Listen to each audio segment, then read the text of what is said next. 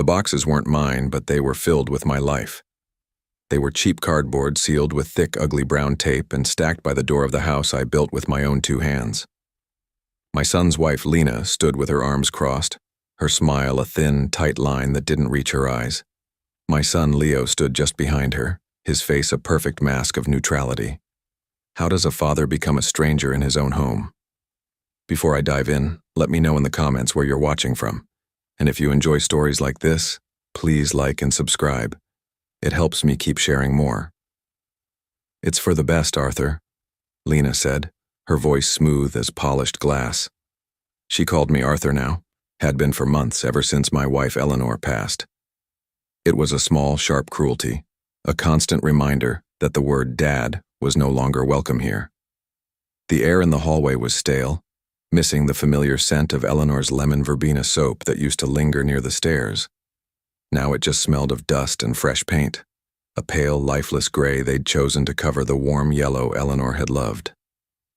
I looked past Lena's perfectly styled hair to the mantelpiece over the fireplace. The silver-framed photo of Eleanor and me, taken on our 40th anniversary, was gone. In its place was a sterile, modern vase with a single white orchid. A ghost had been exorcised. I focused on Lena's face, the practiced sympathy in her eyes that felt more like an insult than comfort. Every detail was a small, calculated betrayal, another brick being pulled from the foundation of my world. I tried to catch Leo's eye, but he was staring intently at a spot on the wall just over my shoulder as if studying a fascinating crack in the plaster. "Leo's been so stressed," Lena continued, her tone implying this was all for his benefit, a necessary sacrifice for his well-being. "My parents can help out so much more. They're younger, more able." The word hung in the air, a silent accusation against my 72 years, my slowing steps, my quiet grief that they mistook for uselessness. This wasn't a discussion. It was a verdict that had been reached long before I was summoned to the living room. They had simply waited for the right moment to deliver the sentence.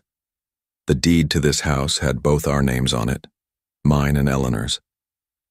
After she passed, I'd added Leo's name, thinking it was the right thing to do, a legacy for my only son. I thought I was securing his future, not signing my own eviction notice. "And where am I supposed to go?" I asked, my voice quieter than I intended, the words feeling rough and foreign in my own throat. Lena's smile tightened. "We found a lovely place, a senior community. It's very clean, very safe. You'll make friends."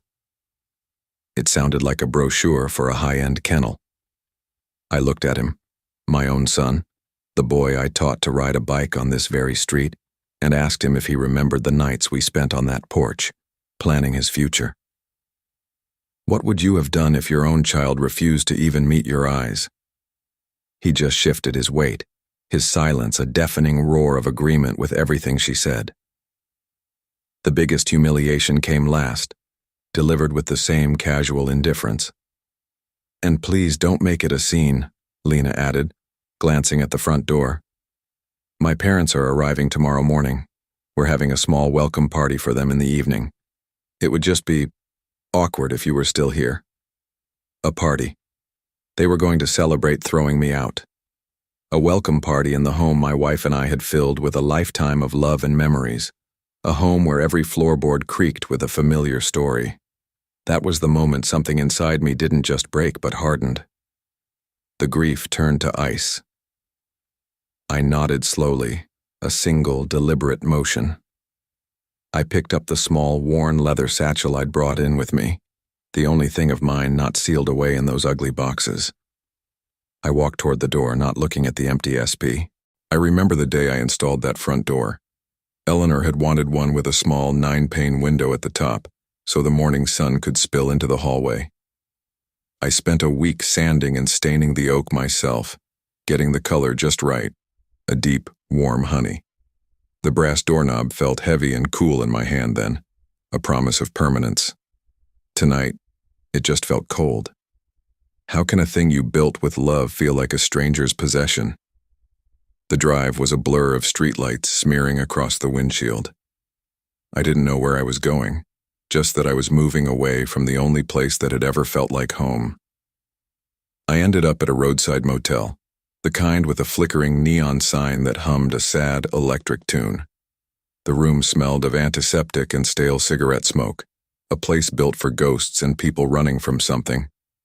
I sat on the edge of the bed, the cheap polyester comforter rough against my trousers. The silence in that room was different from the silence at home. My silence was filled with memories of Eleanor's laughter. This silence was just empty. I placed my worn leather satchel on the bed beside me, the clasp clicking open with a soft, metallic sigh.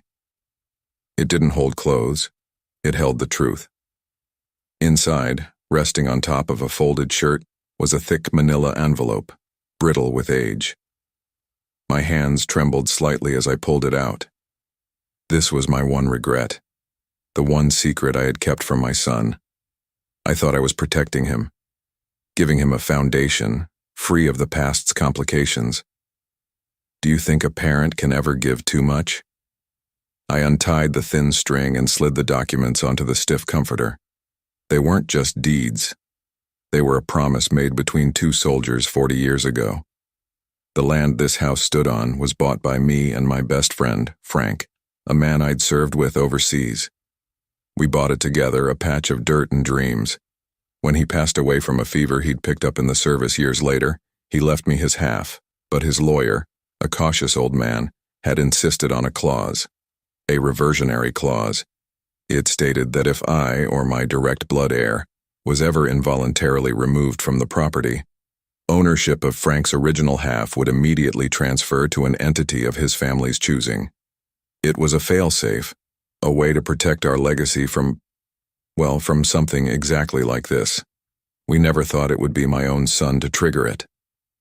I smoothed out the yellowing paper, my finger tracing Frank's confident, looping signature. For years, this document was just a memory, a piece of history I'd locked away. Now it was a weapon. I pulled out my phone, my thumb hovering over a name I hadn't called in a decade. Frank's son, Elias. He wasn't a soldier like his father. He was a shark, one of the most ruthless real estate attorneys in the state. The phone rang twice before he answered, his voice exactly as I remembered, calm, sharp, and devoid of emotion. "Elias?" I said, my voice steady. "It's Arthur. The condition, it's been met." There was a pause on the other end, not of surprise but of calculation. "I see," he said finally. "I'll execute the transfer. The buyer has been waiting. He'll be there tomorrow."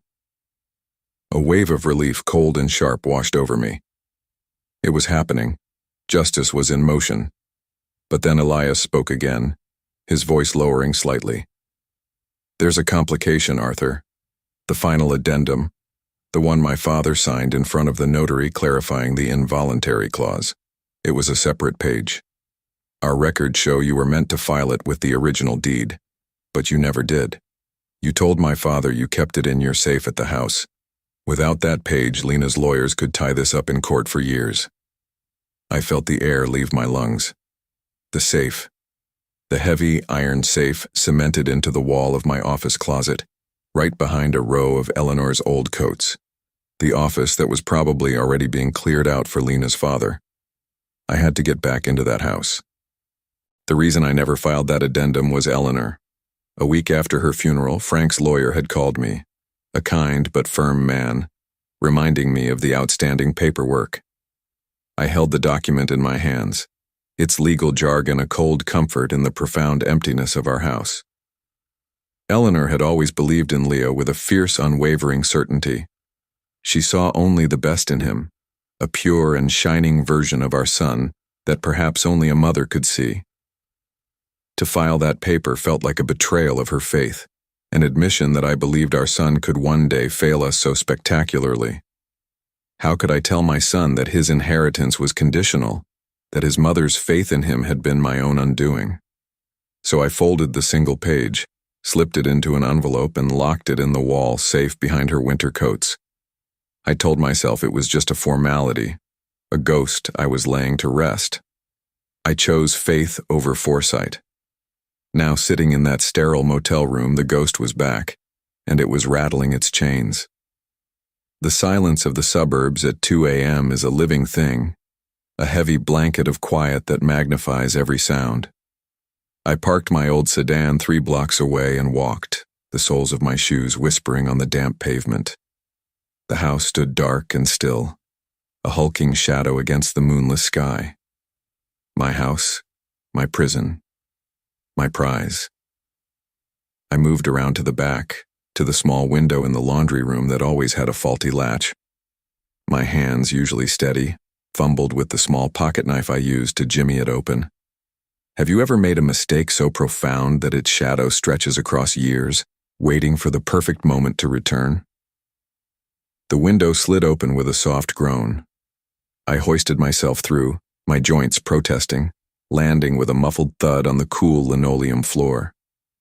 The air inside was thick with the scent of Lena's cloying floral perfume, an alien fragrance that had colonized the space. Every nerve was on fire.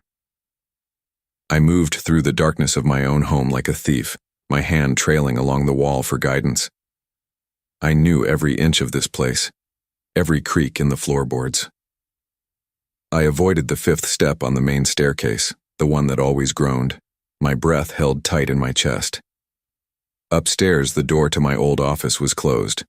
I turned the knob with agonizing slowness. Inside, the room was a disaster. Books had been swept from shelves, my old desk drawers were pulled out and emptied onto the floor.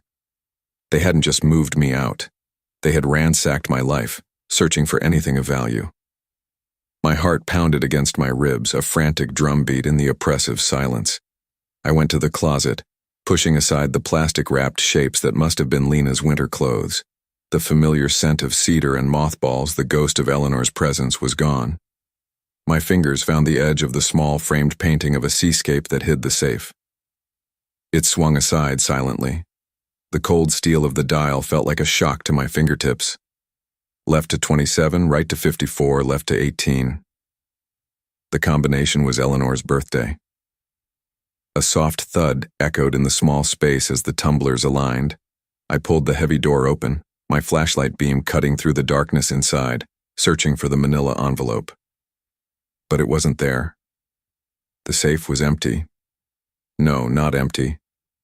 My beam caught something small, something that didn't belong. It was a small, dark blue velvet jewelry box, the kind a ring comes in. My blood went cold.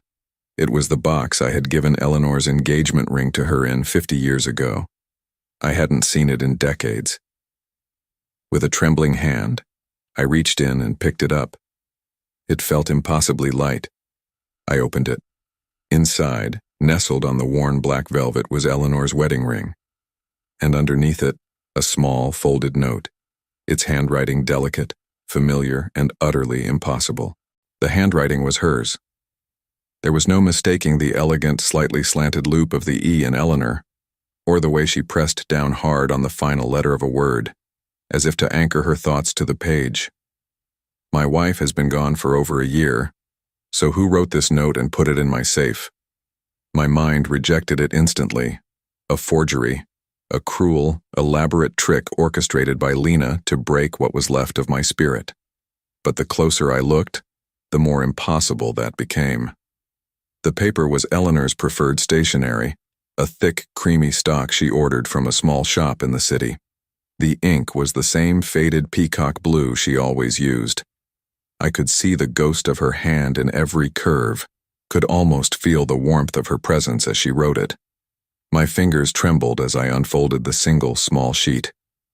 The light from my phone cast long, dancing shadows across the ransacked office as I read the words that would shatter and rebuild my world in the same breath.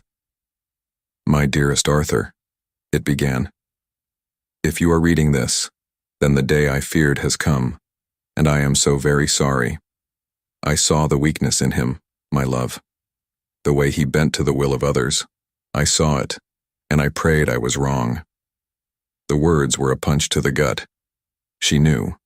Eleanor, who had defended Leo at every turn, who had insisted on his inherent goodness, had seen this coming. She had carried this secret dread alone.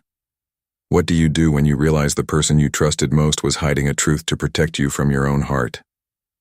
The note continued. Your faith is in our son, but my faith has always been in you.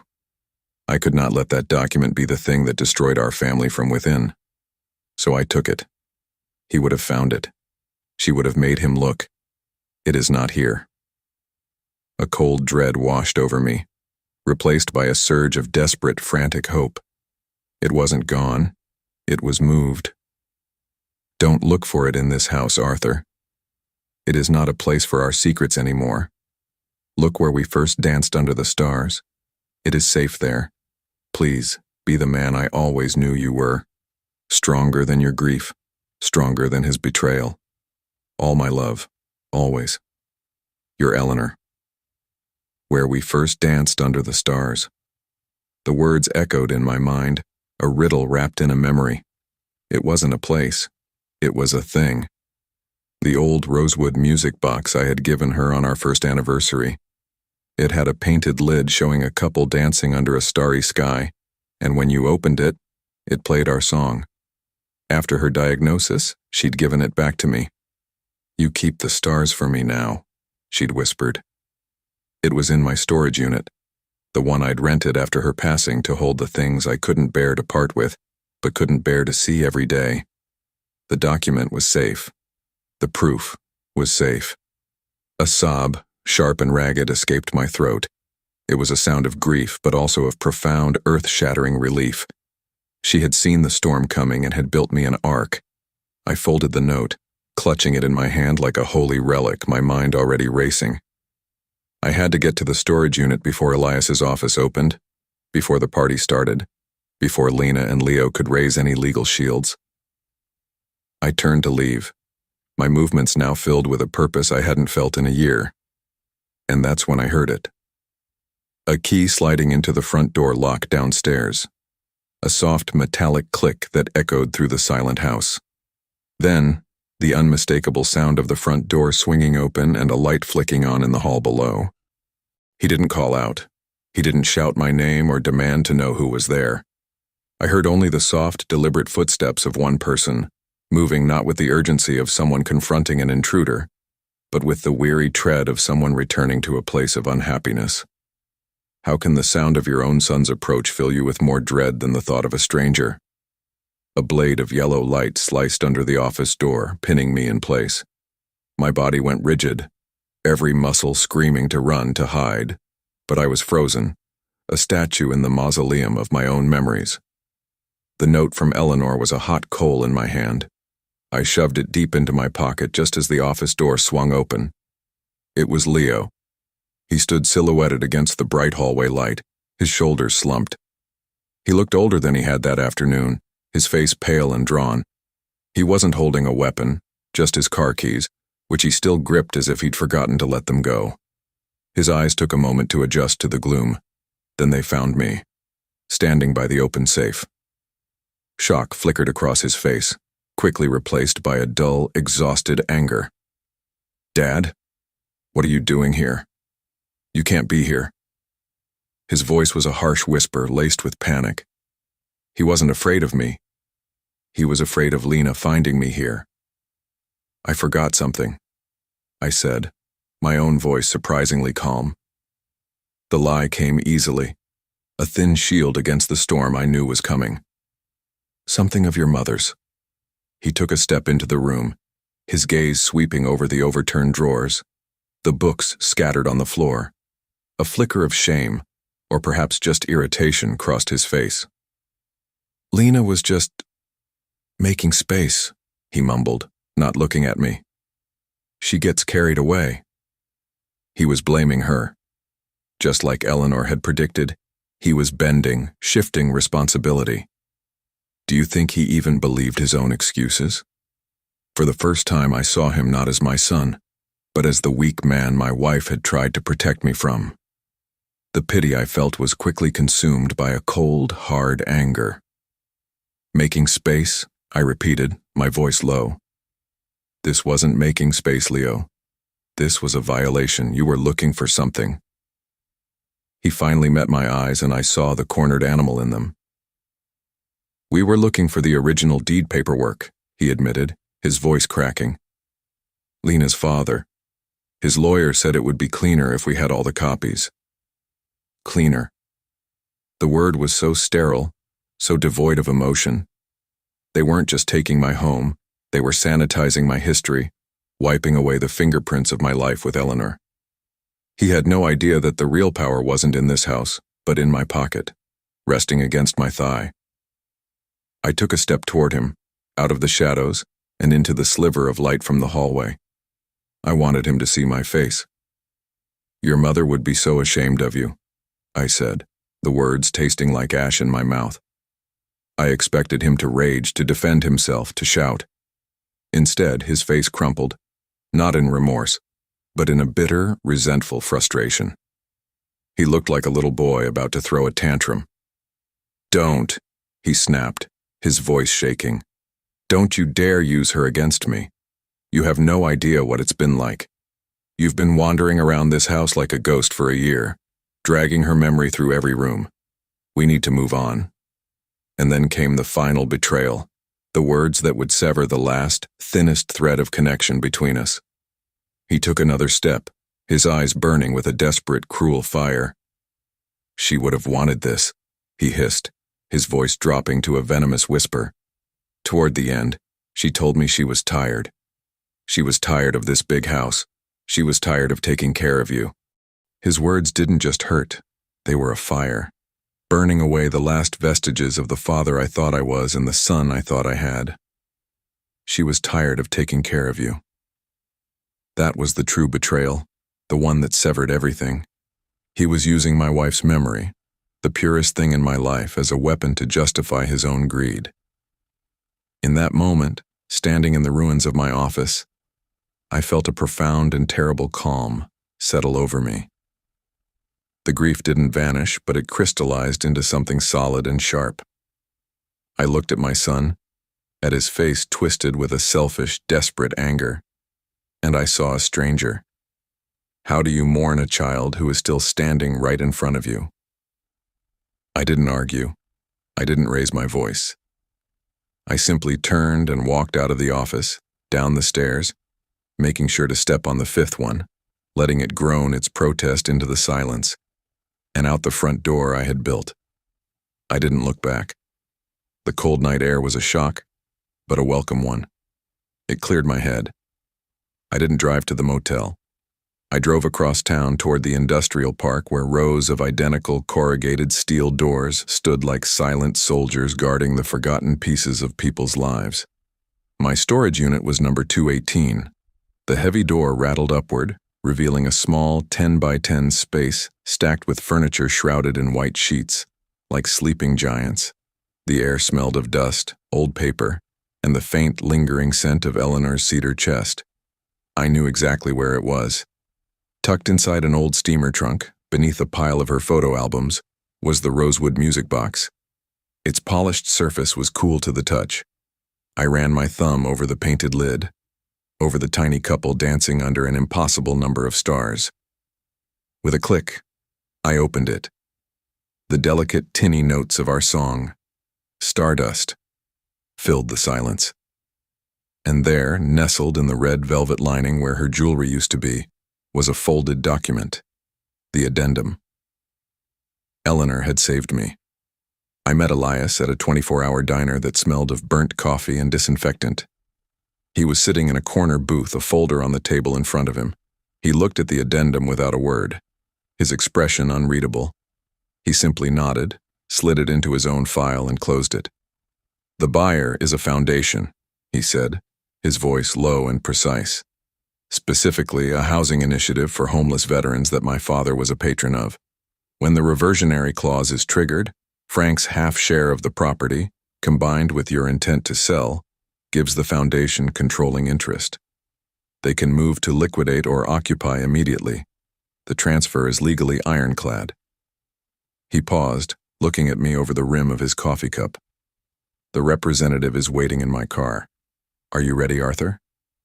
Was it revenge I wanted, or was it just balance? I thought of Lena's smug smile, of Leo's weak excuses, of their laughter echoing in a home built on a foundation of love they had desecrated. Yes, I was ready. The party was in full swing. We could hear the music from the curb, a generic, thumping beat that felt alien to the quiet street. Laughter spilled from the open windows, a sound of carefree celebration. We walked up the path, 3 men in dark coats moving toward the light. I pushed open the front door. The scene was exactly as I had pictured. Lena was holding a glass of champagne, her parents on either side of her, all of them laughing at something her father had said. Leo was by the fireplace, talking to a couple I didn't recognize, a strained but social smile plastered on his face. He looked up first. His smile didn't just vanish, it shattered. His face went slack, the color draining from it as he saw me, then Elias, then the calm, well-dressed man standing beside us. The music seemed to stutter. Conversations faltered. One by one, heads turned. The warmth and noise in the room evaporated, leaving behind a cold, ringing silence. Lena's champagne glass tilted in her hand, a single drop spilling onto the hardwood floor. Her perfect smile froze, then crumbled into a mask of confusion and fury. "Arthur," she hissed, her voice cutting through the quiet. "What is the meaning of this? You were told not to come back." I didn't speak. I let Elias do that. He stepped forward, his presence filling the room with an authority that could not be challenged. "Good evening," he said, his voice calm and clear, carrying to every corner of the room. "My name is Elias Vance. I am the legal representative for the estate of Frank Gable. I am here to inform you that as of 9:27 this morning, the reversionary clause on this property's deed has been triggered by the involuntary removal of its primary resident, Arthur Mills." A ripple of confusion went through Lena's parents. Leo looked like he was going to be sick. That's ridiculous," Lena stammered, trying to regain her footing. "This is our house." "It is not," Elias said flatly. He opened his folder. "This document, an addendum to the original deed, specifies the conditions. This gentleman," he said, gesturing to the man beside him, "is Mr. Clark from the Veterans Homestead Foundation. As of this morning, they are the majority owners of this property. You are, I believe the appropriate term is, trespassing." He looked directly at Lena, his eyes like chips of ice. "They've asked me to deliver this. It's a notice to vacate. You have 48 hours. The world stopped. Lena's face was a grotesque canvas of shock, rage, and disbelief. Her father started to bluster about lawyers, but the certainty in Elias's voice had already cut him off at the knees. Leo simply stared at me, his mouth slightly open, the full weight of his colossal mistake crashing down on him. I didn't say a word to them. I walked past their stunned faces, through the crowd of silent guests, and went to the hallway closet. I reached inside and pulled out the silver-framed photograph of Eleanor and me, the one they had hidden away. I wiped a smudge of dust from the glass with my thumb, my gaze fixed on her smiling face. Then, clutching the photo, I turned and walked out of the house, leaving them to the deafening silence and the ruins of their greed. They put my life into cardboard boxes, believing they could discard my history as easily as old junk. But a home isn't just walls and a roof. It's a fortress built of trust and memory. The moment you betray that trust, you haven't just lost a house. You've made yourself homeless, no matter where you sleep. What do you believe is the most important foundation for a family? Let me know your thoughts in the comments below. For a week, I lived with the ghost of a victory. I'd moved into a small, clean apartment with white walls and a window that overlooked a quiet park. The silence here was different from the motel's emptiness and the house's oppressive quiet. It was a neutral silence, a blank canvas. On the small kitchen table, propped up against a sugar bowl, was the silver-framed photo of Eleanor.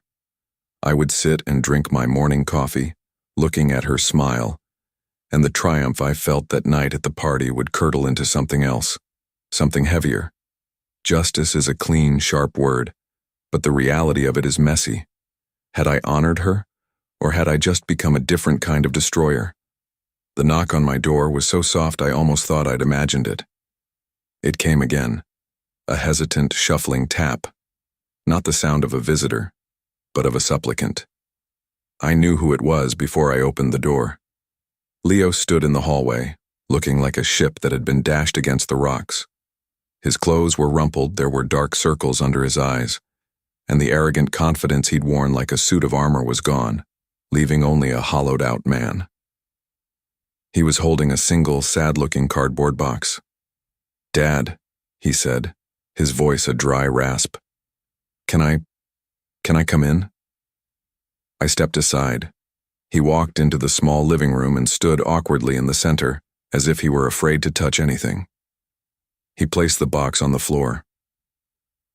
"These were in the back of my car," he said, not meeting my eyes. "Some of Mom's old gardening journals. I thought you'd want them." It wasn't an olive branch. It was a white flag. A desperate, final gesture from a man with no moves left to make. I didn't thank him. I just waited. "Lena's gone," he said, the words tumbling out in a rush. "She left the day after, took her parents and went back to her sisters. She said I was weak, that I'd let you ruin everything. She was right." He finally looked at me, his eyes swimming with a pathetic, self-pitying grief. "I lost everything, Dad.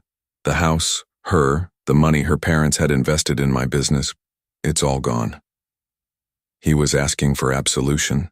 He was crying over the consequences, not the crime. Can a bond that has been so completely broken ever truly be mended? I thought of Eleanor's note, of her clear-eyed assessment of the son she adored. I saw the weakness in him, my love. She hadn't seen a monster. She had seen a boy who would forever be too easily led, too hungry for the approval of others, too weak to stand for what was right when it was hard. My anger was gone, burned away in the fire of that final confrontation. All that was left was a vast, aching pity. "There is nothing for you here, Leo," I said, my voice gentle but firm. "The house is gone. What you did can't be undone. But I'm your son," he whispered, the words a final, desperate plea. "Yes," I said, looking from his broken face to the smiling one in the photograph. "You are. And your mother loved you, but she would not have mistaken love for a license to be cruel. You made your choice. Now you have to live with it." I walked to my coat, took out my wallet, and placed a few $100s on the table next to Eleanor's picture. "This is for a decent hotel. Get a meal, get some sleep, and figure out how to be a man your mother would recognize. That's all I have left to give you." He stared at the money, then at me, and a flicker of the old resentment flared in his eyes before it was extinguished by despair. He nodded, a small, jerky motion, turned, and walked out of my life. A month later, on a crisp autumn afternoon, I drove down my old street. I didn't know why, but I felt pulled there one last time. As I neared the house, I saw that the pale, lifeless gray had been painted over. It was a warm, welcoming cream color now. The lawn was neatly trimmed, and in the garden where Eleanor's roses used to be, 2 men in army surplus jackets were building a new raised flower bed. A wheelchair ramp now led up to the front porch where an American flag fluttered in the breeze. Mr. Clark was on the porch talking with a woman I didn't know. He saw my car and raised a hand in a slow, respectful wave. I waved back and kept driving. The house wasn't a place of ghosts for me anymore. It was alive again, breathing with a new purpose, a purpose born from my promise to Frank and Eleanor's unwavering faith in me. My son's betrayal had been a poison, but my wife's love had been the antidote. I finally understood that revenge isn't about watching your enemies fall. It's about having the strength to stand up, turn your back on the wreckage, and find a new way to build. Sometimes, the only way to truly reclaim your home is to let it go. If you were in my shoes, could you have ever forgiven him? Share your honest answer in the comments.